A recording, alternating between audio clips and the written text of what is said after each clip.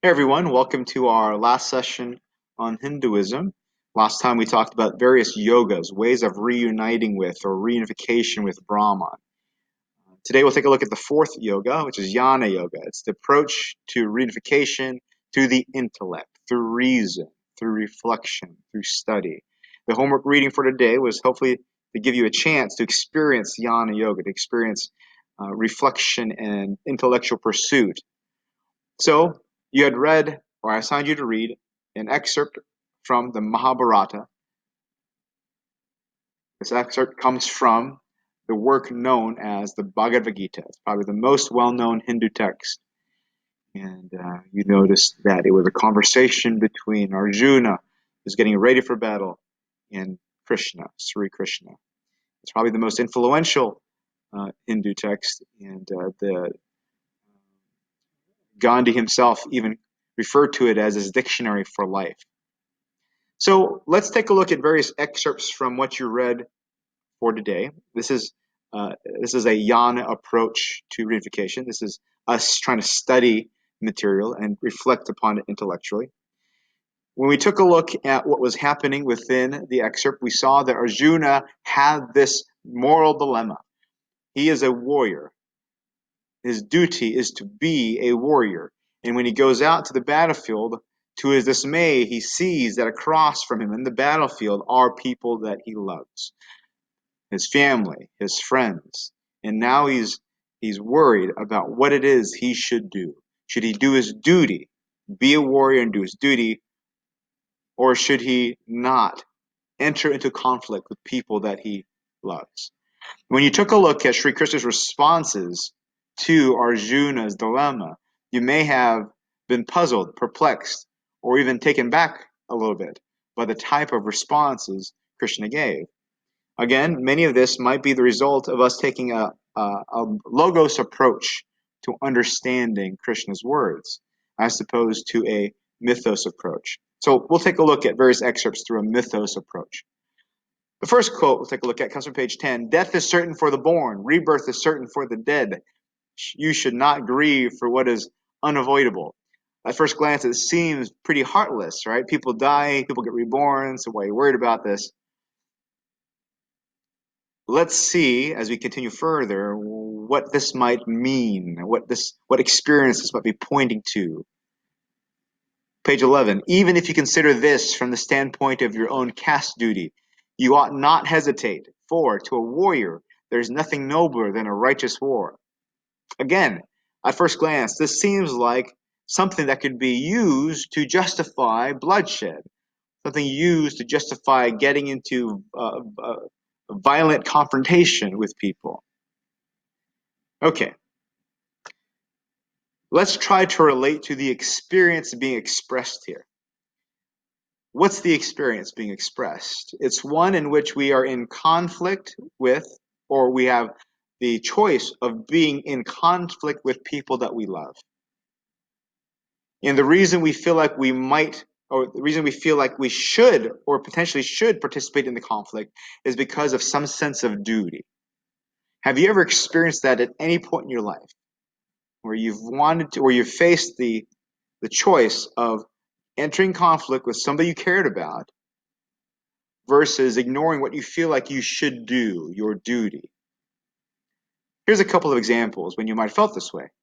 Have you ever experienced with a parent maybe their behavior not being what you think it should be, them doing something you think is wrong, and you feel like maybe you should enter conflict with them to express that to them, to let them know that what you think they're doing is incorrect behavior? Or maybe there is a political issue that you feel very strongly about, but you know that if you bring this up with the people that you love, there's potential for great conflict there.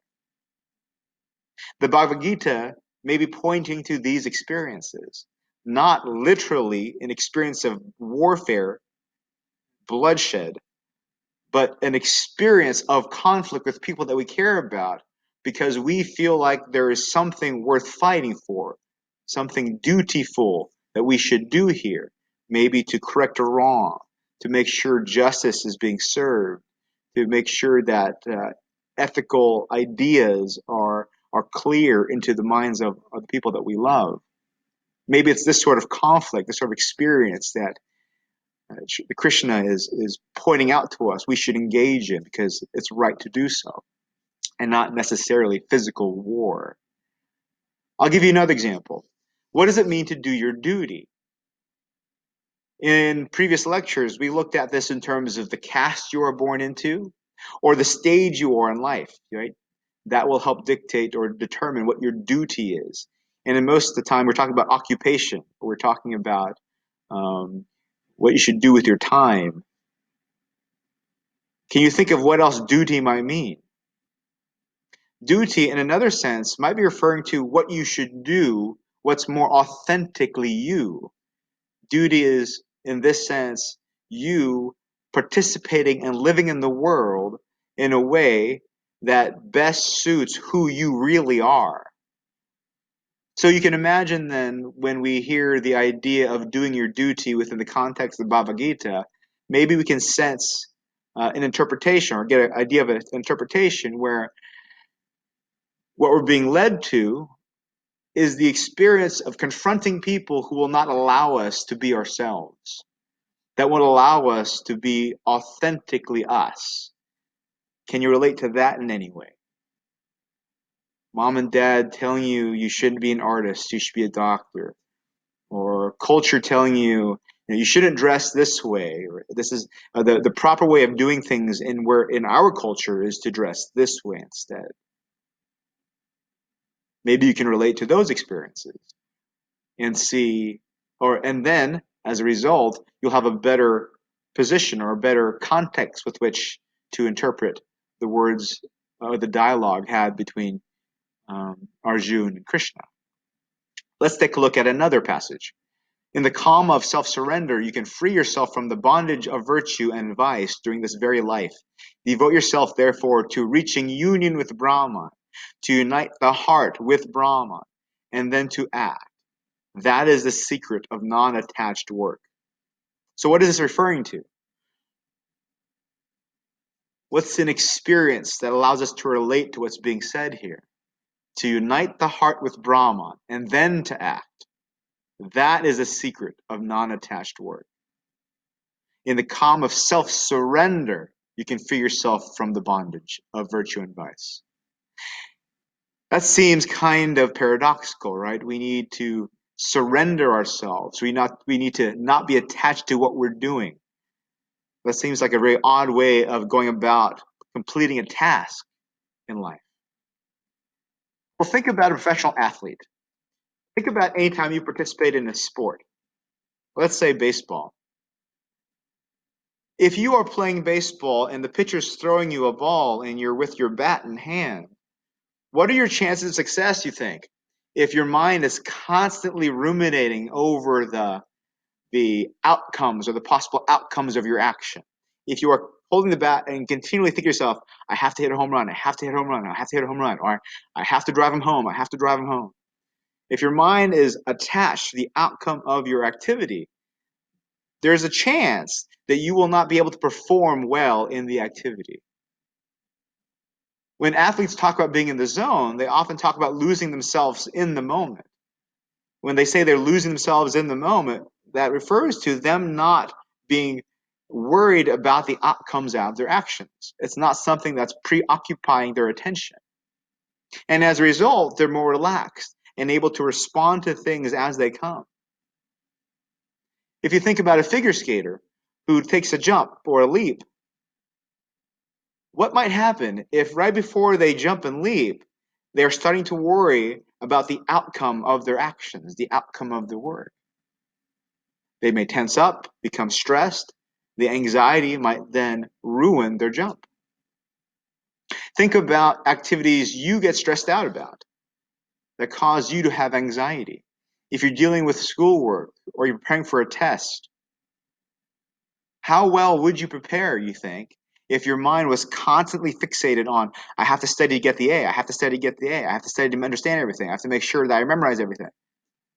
What often happens is that when we become too attached to the outcomes of our actions, our minds get so preoccupied with worrying about the outcome that we don't leave room for it to actually study. When we're dealing with a problem, if we become so attached to the outcome of our actions, we may not leave room in our minds for contemplating how to really best approach the problem. Maybe those experiences, when you felt this way, might give you a better understanding of what that passage on page 13 was referring to. Let's look at a few more. Page 8. The truly wise mourn neither for the living nor for the dead. There was never a time when I did not exist, nor you, nor any of these kings, nor is there a future in which we shall cease to be. That which is non-existent can never come into being, and that which is can never cease to be. Realize that pleasure, pain, gain and loss, victory and defeat are all one and the same, then go into battle. You must be free from the pairs of opposites. Poise your mind in tranquility. Again, logos, at first glance, some of these statements might seem paradoxical, might seem nonsensical. In order to have a mythos approach to understand this, we must have a larger context of the experience from which these quotes are coming from. So let's take a look at the big picture within Hinduism, the big mythos, the big underlying narrative of Hinduism. We have this impersonal ultimate reality, Brahman, and Brahman is that from which everything arises. It's that from which all things come, even us. So here we are, born from Brahman. We are born, we live our lives, and then we die. And after we die, in Hinduism, the mythology says, we get reincarnated. We are reborn into a new form.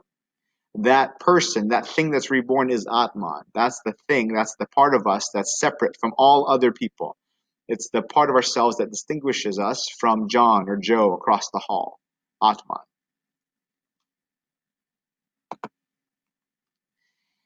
When we are, this idea that we are continually reborn, living our lives this way, is referred to as the wheel of samsara, continually caught up in this continual cycle. And if you notice, life is often full of suffering and heartache. So this is a wheel of suffering.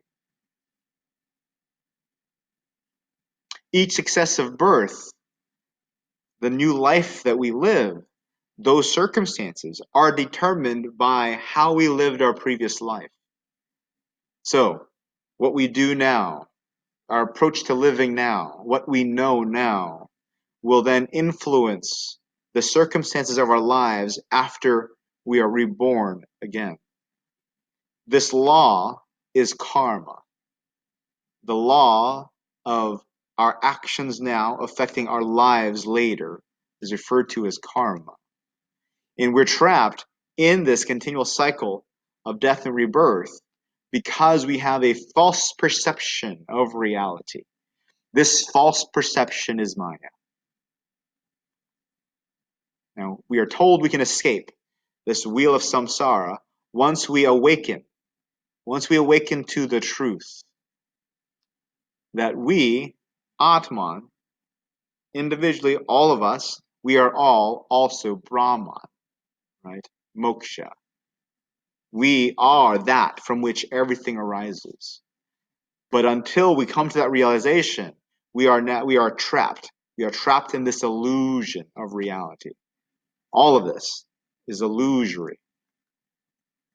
Can you think of any analogies, anything that sounds similar to this?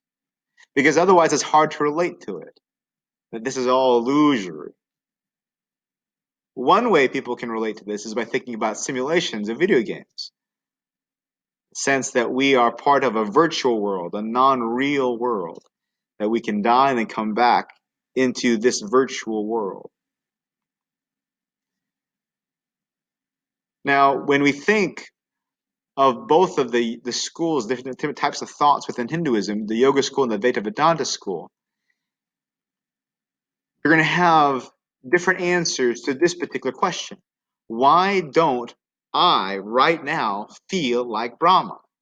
If the realization I'm supposed to have is that I am Brahma, if that's the realization that gets me to awaken and gets me to realize what the truth is of reality instead of um, being led to false beliefs of reality, why don't I feel like I am Brahma? How come I can't experience that? Because we have in our everyday lives heartaches, miseries, ailments, emotional conflicts, even things like quizzes that get us unnerved, where we don't feel like we are it, we are the everything, we are Brahma. So what's the deal here? Well, for the yoga school, Maya specifically is the illusion that we are primarily material, that we are primarily physical, that all the world is primarily physical. So within this school, we can escape the wheel of samsara once we awaken to the fact, once we become aware that we are more than just the physical, that we are part of this spiritual realm, that there's more than the physical to reality. And through these various yogas, we can hopefully get a sense for that. We can get a sense for that by doing our duty, right? To the extent that we get lost in the activity, that we're no longer attached to the activity, because when we do that, we are no longer attached to a sense of self that's grounded in the physical. We can do this by devotion and love, right? Bhakti yoga, where because we are emotionally involved with something or someone, because we give ourselves emotionally, maybe we lose our sense of self that's grounded in the material and we experience something beyond that, right? Something that we would call spiritual. Maybe we can get a sense for this by doing meditation, by getting past the limitations of our physical selves. Maybe we can do this through study, like we did with the Bhagavad Gita. Through the reflection and study, we get the sense that we are more than just the physical. Now, the Advaita Vedanta approach to this is to say that Maya is the illusion that there is a distinction between the material and the physical. So within the yoga school, there is a material, there's a spiritual, and we need to realize that we can transcend the material to know that we are also a spiritual essence. But within the Advaita Vedanta belief system, there is no distinction between the material and the spiritual. In Advaita Vedanta, that is the illusion. The illusion is believing that there's a separation, that there's material, there's spiritual, there's a difference. That's the illusion for Advaita Vedanta. So to escape the wheel of samsara, we have to awaken to realize that there is no distinction. All is Brahman. There's not an us here and then the Brahman here, and we need to reunify with that. All right now is Brahman. And that's a hard realization to have. Realizing that everything that exists right now is it, is Brahman. Me, John, Sarah. We are all Brahman. No distinction. This is the Maya that's referred to in Advaita Vedanta. The whole world, all the lives, all the births, all the death, all of that isn't separate from Brahman. It is Brahman. So Advaita Vedanta then is referred to as being non-dualistic, right? No opposites. Can you relate this philosophy, to what we saw in some of the passages from the Bhagavad Gita? No opposites. Right?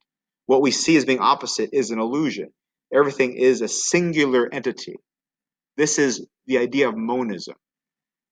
All is God. All is Brahman. One practice that Advaita Vedanta advocates is a practice of looking at your reality and saying neti neti. So you look at your computer and you say neti neti, meaning not this, not that. You take a look at your cup of water, your glass of water, and you ask, is this real? Is this reality? It's not this, it's not that. The idea here is to start denying any sort of separation from falsehood and reality to the realization that all is real. That's a hard thing to grasp. That's a hard thing to grasp. I'll give it to you this way. When we take a look at your glass or cup of water and we ask, is this reality? The reason we notice this as being a cup of water, a glass of water, is because this is in contrast to what it's not. So you can take a look at my shirt. And the only reason you can see the glass of water is because it is in contrast to my shirt. It stands out from my shirt. We have that distinction, a thing and what it's not. That's how we see the thing. So when the Vedanta say, when you take a look at your glass, you say, no, no, no, that's not reality. It's not this, it's not that.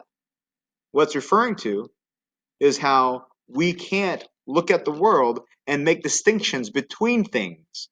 Water, remote control, mouse, because what we're doing there is we're making a distinction between something and what it's not. For the Vedanta, we have to realize that there are no things in reality. All is Brahman. That's the only thing that exists, just Brahman. It can be a difficult concept to understand. One of the questions I posed in the earlier lectures is, can you see eventually why there are more people that participate in the yoga school or follow the yoga school, devoting to gods, participating in ceremonies and celebrations, versus people that follow the Advaita Vedanta approach? The Advaita Vedanta approach is difficult. It requires a perspective on reality that's so foreign to most of us that it's hard to even start. So to summarize, the yoga school, they emphasize a detachment from the material. The Advaita Vedanta, they really emphasize realization, coming to the realization that there is no distinction between material and spiritual. There's only just Brahman. For the yoga school, in order to reunify with Brahman, we have to do various practices that get us the experience that there's more to life than the material, right? Detachment from the material. Once we do that, we can come to a realization of our identity with Brahman. But for the Advaita Vedanta school, it's the realization that you need to start with. It's all about realizing that there's no place to get to. There's no person to reunify with. All right now is Brahman. So before we summarize Hinduism, actually, let's go ahead and summarize Hinduism, then I'll ask you about the mythos of it. So when we take a look at Hinduism, what is the ultimate for Hinduism? The ultimate reality is Brahman. Now, how do they describe the human condition? They describe the human condition as one being trapped in illusion, being trapped in false perception. Their prescription to transcending this human condition is through some sort of self-realization, some sort of understanding of your true identity, whether that's through various practices that give you experiences of being more than the material, or whether it's through a self-realization that comes immediately by knowing that there's no distinction between opposites. There's no separate things. All is Brahman. So if you're to summarize the key idea or key ideas about Hinduism, what might they be? What may they be? Maybe you think about authenticity. Maybe you think about the notion of being true to oneself as being a key idea within Hinduism. Because the notion is, the main idea seems to be about reunifying with Brahman, where Brahman is that from which you come. It is your truest self. So there's this idea of authenticity. It kind of runs through Hinduism. Maybe it's the idea that there's more to us individually than we know. That we have a story of who we think we are, but maybe there's more to it than that. Maybe what you take from Hinduism is the notion that all things, all people are all one, that there is a unity or a connection there. That what we see as separate is really illusory. Now, a logos perspective would try to analyze these various beliefs and ask questions about the truthfulness of them. Is it true that there's a Brahman? Is it true that we live in illusion, etc.? The mythos perspective is to ask, What type of experience of reality, what type of experience of being alive is being presented through this mythology? Can you imagine an experience of reality where we feel as if what we go through on a daily basis isn't necessary, what we see on a daily basis, what we experience on a daily basis may not really be what's going on? Can you get a sense for what the experience of life would be if you realize that you are more than what you think you are, just in a general sense? Can you get a sense for the experience of living your life knowing that what's of utmost importance is being true to yourself? This is something to think about. This is something to digest. In terms of understanding Hinduism, understanding this experience is what I'd like you to try to do, to try to engage yourself with, more than trying to understand the validity of a belief or of an element of their mythology. What I'd like you to do is focus on what type of experience might these people be having. What type of experience of the world and of life is being expressed through this mythology? It's a difficult thing to do, especially online. And if you have questions about that, we can bring them up during our live conference at the end of the week. Okay? I'll see you guys next time.